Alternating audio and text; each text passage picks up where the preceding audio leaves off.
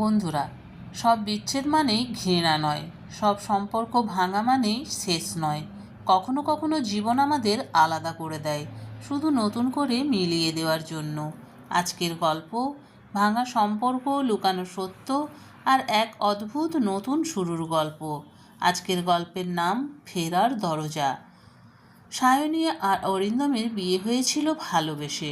প্রথম কয়েকটা বছর স্বপ্নের মতো কেটেছিল তাদের সংসার। কিন্তু ধীরে ধীরে একটা প্রশ্ন তাদের ঘিরে ধরল, সন্তান কবে? ডাক্তার দেখানো হলো, পরীক্ষা হলো, রিপোর্ট এলো, কিন্তু কেউ স্পষ্ট করে কিছু বলল না। অরিন্দমের মা সায়নীকেই দোষ দিতে শুরু করলেন।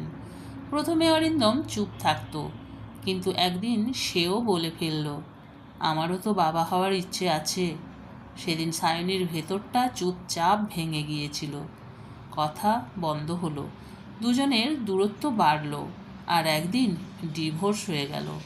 সায়নী শহরের অন্য প্রান্তে চলে গেল, চাকরি নিল, নিজের মতো করে জীবন গুছিয়ে নিল, কারো সঙ্গে যোগাযোগ রাখল না।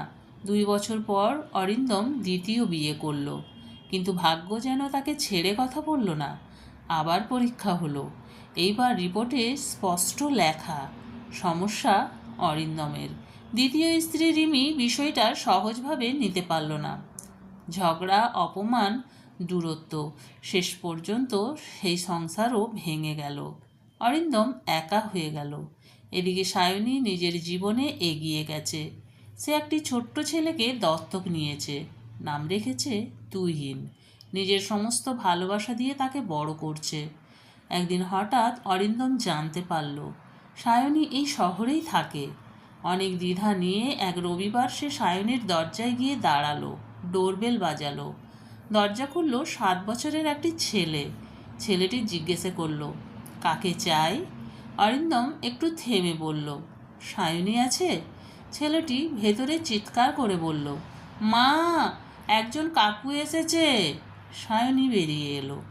দুজনের চোখে চোখ পড়তেই পুরনো দিনের স্মৃতি ফিরে এলো। অরিন্দম ধীরে জিজ্ঞেস করল, ও তোমার ছেলে? সায়নী শান্তভাবে হাসল, হ্যাঁ, আমি ওকে দত্তক নিয়েছি। অরিন্দম অবাক হয়ে বলল, তুমি আমাকে জানাওনি কেন? সায়নী খুব নরম গলায় বলল, তখন তো আমি তোমার জীবনের কেউ ছিলাম না, জানানোর প্রয়োজন ছিল না। কিছুক্ষণ নীরবতা। অরিন্দম মাথা নিচু করে বলল, আমি ভুল করেছি। সায়নী বলল, ভুল আমরা দুজনেই করেছি।